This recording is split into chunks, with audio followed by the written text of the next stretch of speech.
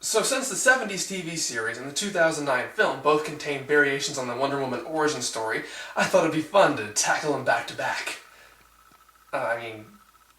Review them one after the other.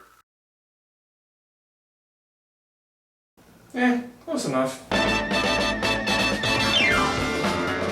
Wonder Woman! Wonder Woman!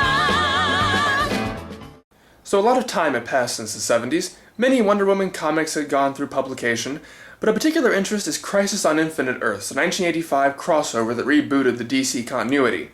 The Wonder Woman comics that followed, under the leadership of George Perez, beefed up the mythological aspects and set up a different Princess Diana. Steve Trevor was still around to crash his plane and give Diana the impetus to leave home, but now he was not only not the first visitor to the Amazon paradise, that would be his mother, Diana Trevor, he was portrayed as much older and not at all a love interest. And there was no longer any Diana Prince alter ego. Instead, Diana walked freely as an ambassador of her people. All this was a quarter of a century ago, and a lot of alterations have happened to Wonder Woman since, but when the Warner Brothers animation studio responsible for the DC Animated Universe classics such as Batman the Animated Series and Justice League created a direct-to-DVD movie, they seem to have used Perez's origin story for their basis. But like all comic book adaptations, they cherry-picked ideas from more classic sources to make an amalgamation of their favorite takes. Now, if you recall, the 70s pilot started out in our world with images of World War II and followed Steve Trevor. This movie goes for a different approach and instead starts with the Amazons engaged in a fierce battle against all manner of mythological nasties. Amid the fighting, we're introduced to our key Amazons, if you will. There is Artemis, the ferocious warrior, who is quite different from her comic book counterpart, member of their sister tribe, the Bana, and succeeding Diana as Wonder Woman until she's killed, and all of this is irrelevant to this movie, so I don't know why I'm talking about it. Then there's Alexa, who would prefer to read books and is totally helpless on the battlefield, which results in Persephone getting a face full of sword. And then there's the greatest warrior of all, the Amazon Queen Hippolyta, who bypasses all the cannon fodder and goes straight for Ares, god of war, who is far too busy holding invisible oranges to care. Like the pilot, this movie has an all-star cast, and it's Alfred Doc Ock Molina as Ares.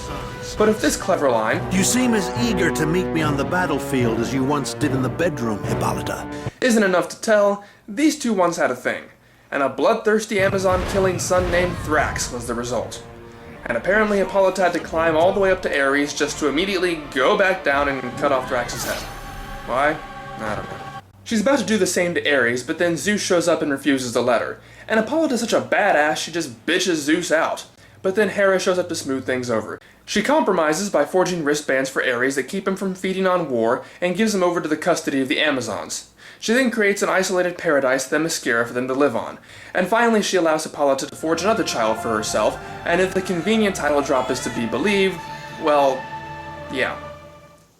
So we skip ahead to modern times, and the baby has grown up into a Diana voiced by Keri Russell. She's become a competent enough fighter to take on Artemis, but she and Alexa are growing restless at their isolation from the rest of the world. To justify her decision, Hippolyta takes Diana to see Ares as proof of the untrustworthiness of man, and we see that Persephone guards him. What is wrong with your face? We also learn that Themyscira is made invisible due to a magic mirror forged by Hephaestus, and that touching its surface causes the island to become visible. And now we see 3 fighter jets, one of which contains Colonel Steve Trevor. So we ever decide what this mission's pucker factor was? And do my ears deceive me? Is that Nathan Fillion?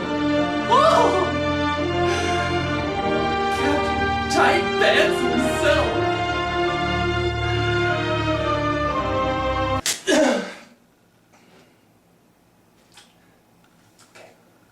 Okay, that was weird. Moving on. Steve and his wingmen are out on a routine training mission when they're suddenly attacked. And the dogfighting in this version is certainly much more impressive than what we saw in the pilot, but, who are these people?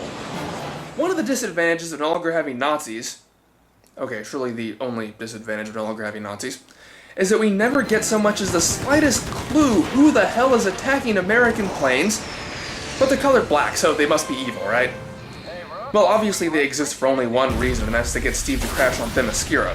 A well-placed punch to the mirror renders the island visible long enough for Steve to land his plane on it, and once realizing he's on an island paradise inhabited entirely by beautiful women, he reacts as any hot-blooded male would, with blind panic.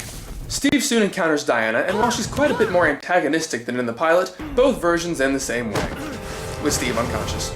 Hippolyta uses the old lasso of truth to interrogate him and find out such pertinent information as... What does crap mean? And... God, your daughter's got a nice rack. After determining he's no threat, well, you should know what happens next. Hippolyta opens a contest, Diana's not allowed to enter, she does anyway under disguise, she ties, and in this version competes in the less anachronistic arrows and bracelets and wins that. The funny thing, though, is that Alexa's plan was to cover Diana's face, but she ends up being the least covered of any of the competitors, so... I don't get it. Meanwhile, we see that Steve has the hots for Diana, a fire that Artemis quickly extinguishes. That I will personally castrate you if you come within 5 yards of her.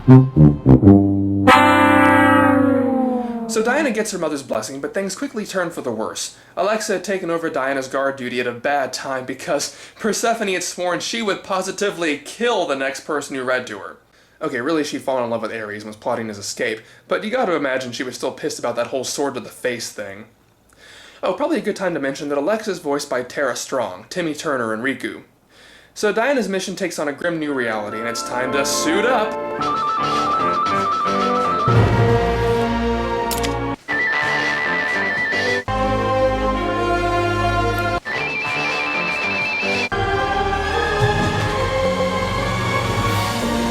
Oh, weird.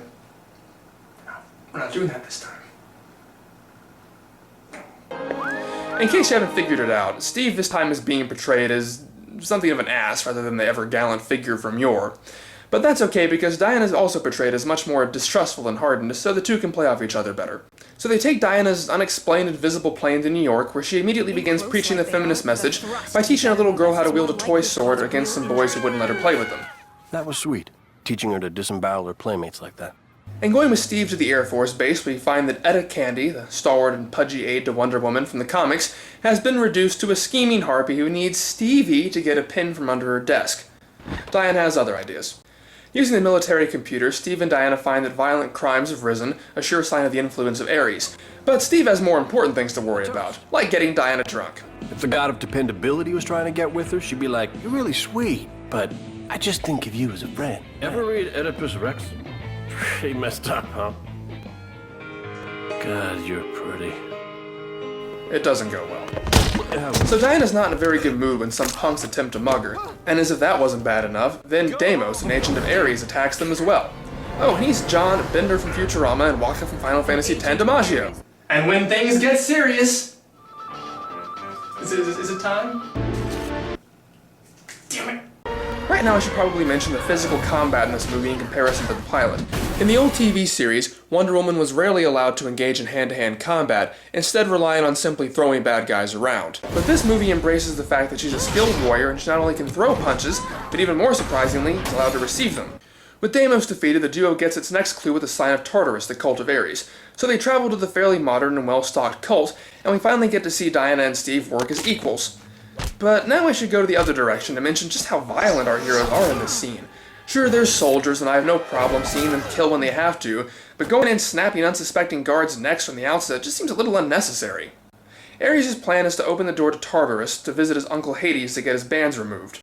But they need a sacrifice in order to do so. We think it's going to be Persephone, but Ares instead chooses... that guy. Oh, that Ares. Nothing but class. But just before Ares is able to do so, Diana and Steve show up and attempt to stop him.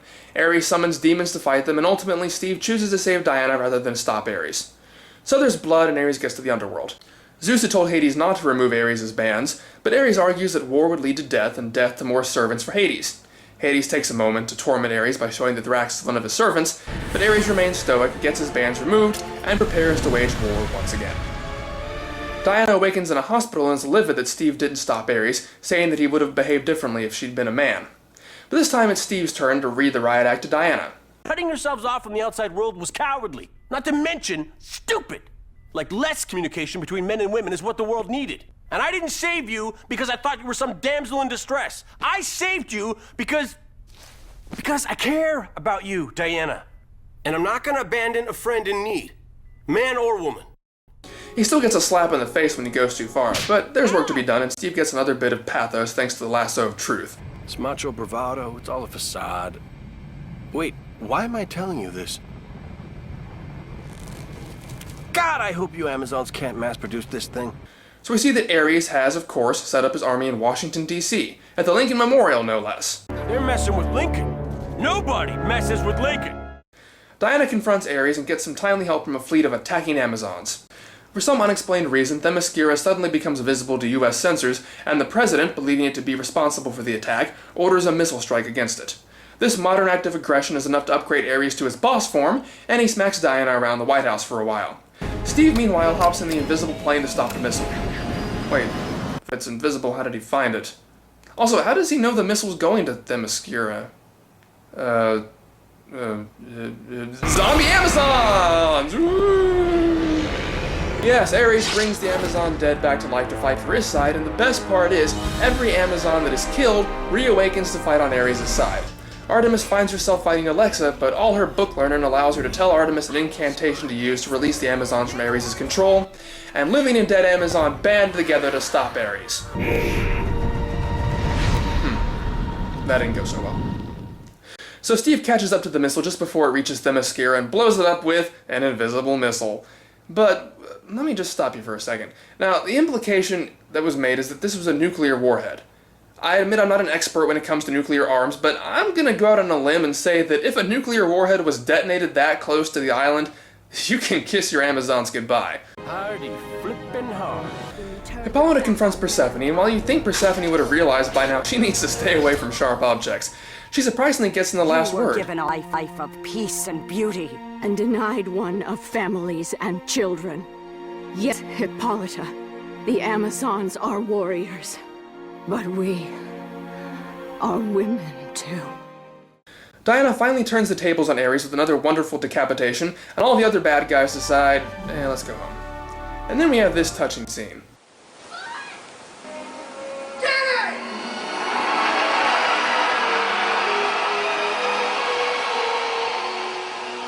We find that Ares is now a lifeless servant of Hades, and all is well with the world. Artemis even tries that reading crap out.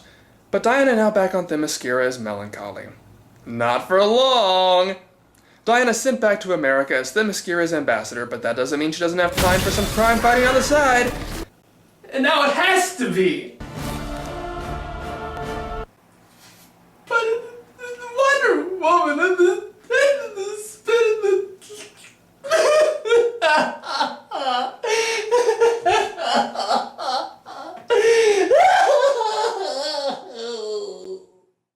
So as you can probably guess, I really liked this movie.